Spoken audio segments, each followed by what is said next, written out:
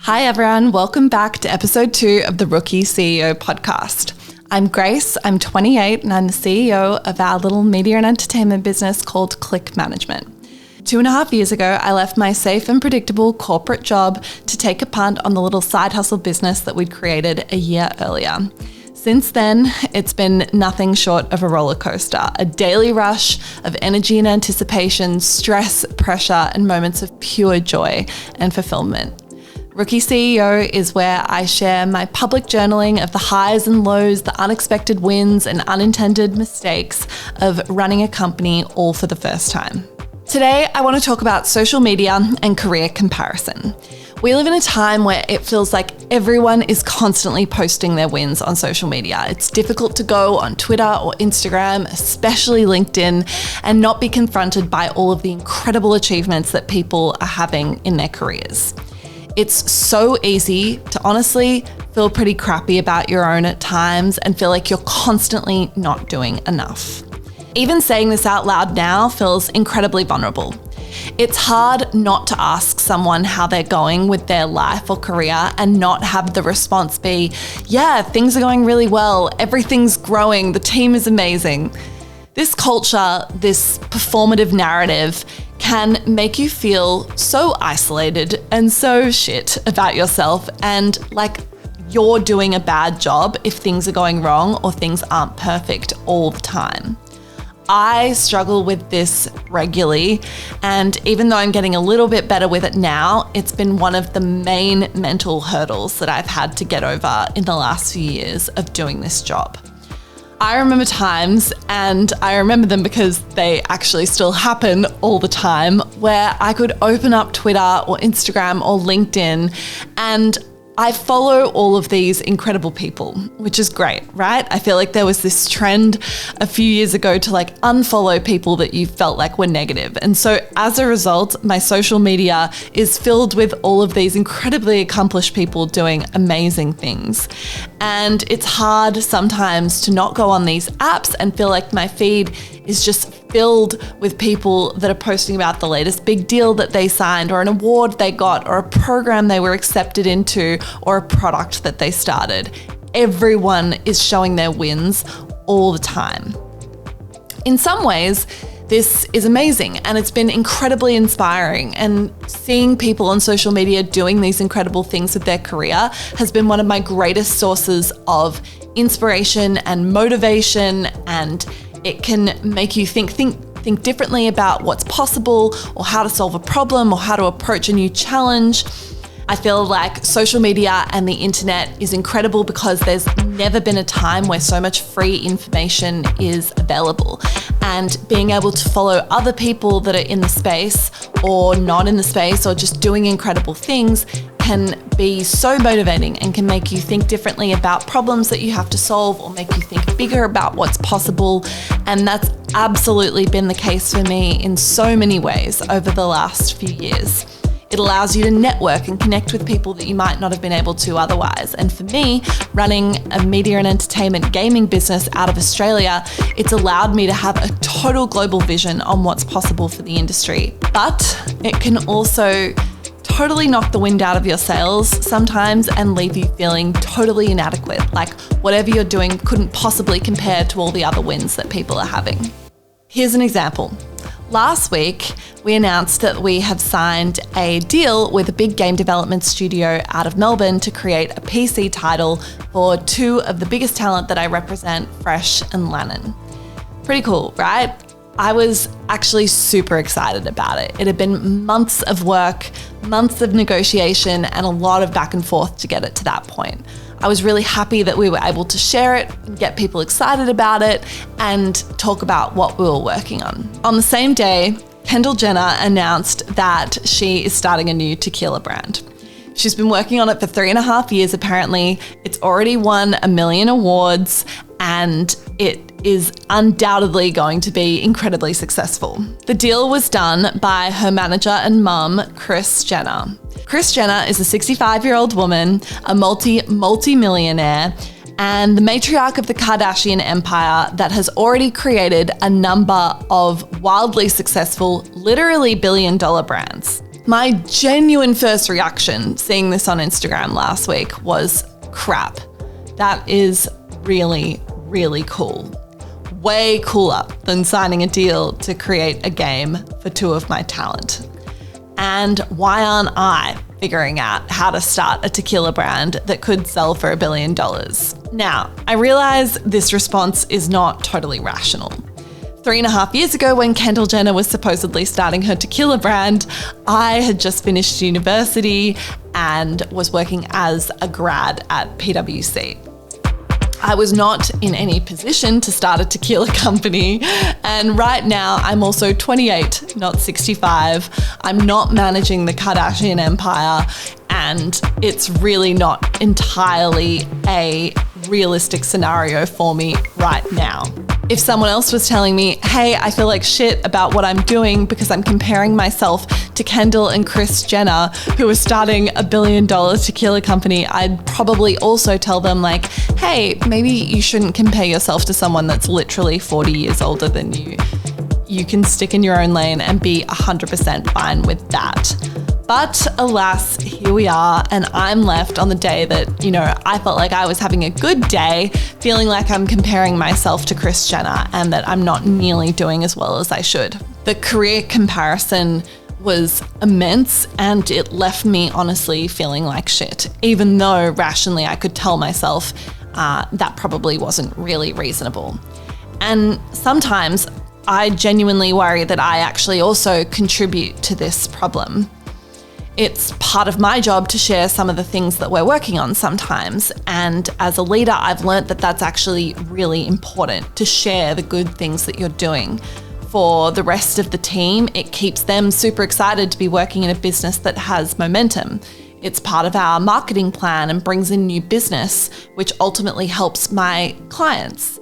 And it's part of building an audience, which I think in 2021 as a business is such an important thing to be doing. So it's a complicated feeling for me. It's not lost on me that while I'm out here looking at Kris Jenner and feeling inadequate, that maybe there are some people who follow me on social media that might also be looking at me and feeling a bit shit. It's a complicated relationship to want to share the wins. And when you're a leader, there's an immense pressure to show that you really have your shit together and you're kicking goals all the time and that you're in control and you have a plan. And then at the same time, also knowing that there's so much more going on behind the scenes. And the thing is, all those wins that you see on social media, they are wins, but it's not the full picture. And that is not representative of what's actually happening. It's not real. It's a bit overused now, but it's 100% true that social media is comparing your vision, which is showing a behind the scenes vision, to someone else's highlight reel. You're just not seeing the full picture. And for me, going into this podcast today, I actually took a look at my own social media over the last few weeks, and I realized that it probably looks quite shiny to an outside perspective. And there's a news article that Click was featured in, and there's a podcast that I went on, and there's the deal that we signed with the game development studio. And I can see that from that perspective and all of that being posted in the last couple weeks, it might look like, wow, like you're doing so amazing. And I can understand how possibly that might make some people not feel particularly good about what they're doing or feel as though they're not on the momentum that they should be, which is the way that I feel all the time when I'm looking at other people. And the thing is that it's just not the full picture. I am not posting on social media about the time that I was crying last week because someone said something that felt really hurtful and felt like a personal attack on my work. I'm not talking about the nights where I'm lying in bed at 2 a.m. wondering if we can afford to take on this next project, or stressing about the fact that we don't have a mission statement.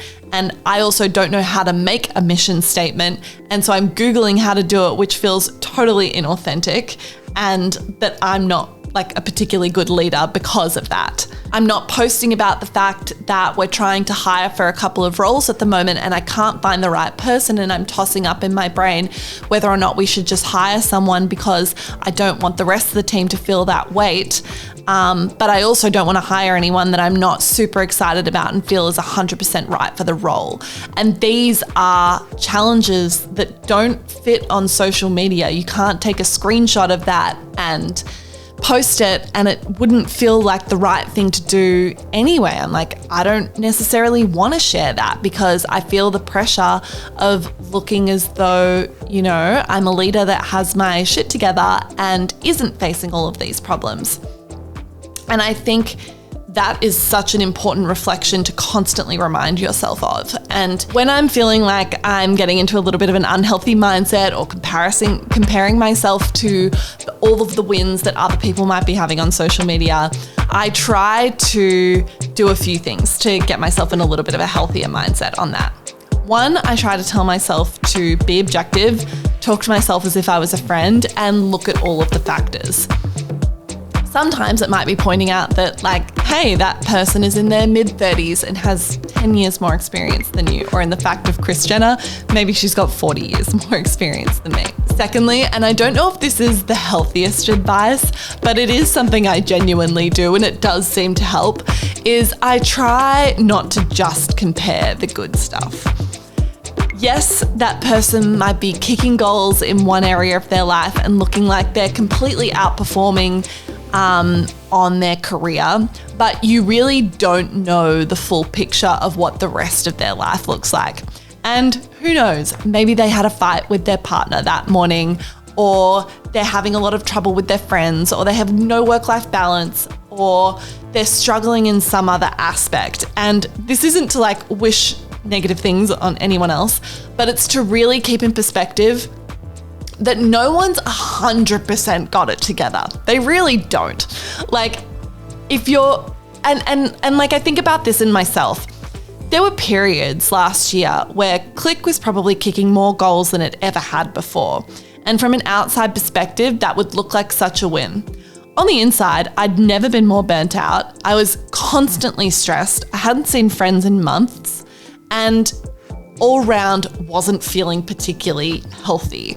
So it's really important to like bring yourself back to that perspective and remind yourself that like, even if this person is doing amazing in some aspects, that's not their whole life. It's just not. Thirdly, I try to remember that your problems are not original. And for me, this just makes me feel a lot better because sometimes I think it's very easy to get worked up when you're having a stress or an issue and be like, oh my gosh, this isn't fair, or like, I don't know how to handle this, or this is too much on my plate.